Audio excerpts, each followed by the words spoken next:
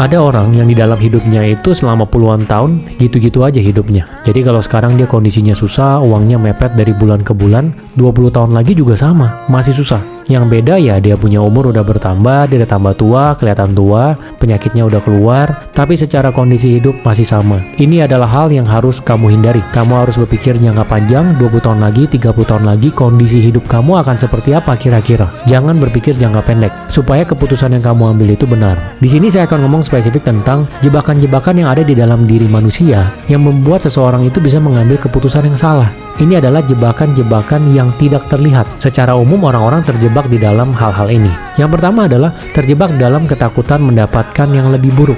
Jadi ini biasanya pada hal yang kita dapatkan pertama kali. Contohnya dalam konteks pacaran. Kamu pasti pernah dengar cerita orang yang pacaran dengan orang yang toksik, mana pacarnya pukul dia, pacarnya pelorotin dia punya uang, tapi dia nggak mau lepas dari pacarnya karena dia menganggap kalau dia cari yang baru belum tentu lebih baik dari yang sekarang.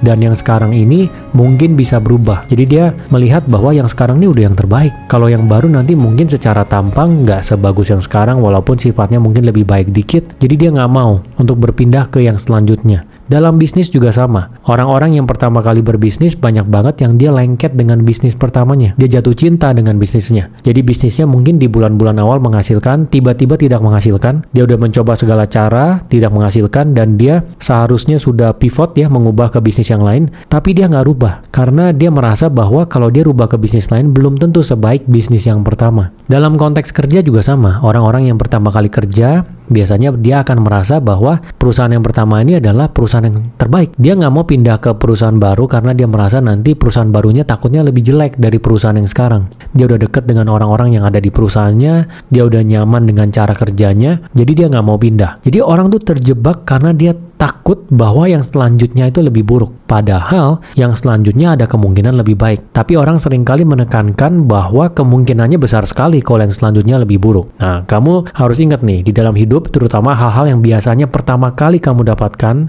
pertama kali kamu lakukan, itu akan tendensi kamu berpikir bahwa ini yang terbaik nih. Yang selanjutnya belum tentu lebih baik dari sekarang. Kamu harus rubah cara berpikir kamu bahwa yang selanjutnya ini ada kemungkinan jauh lebih baik dari apa yang kamu miliki sekarang.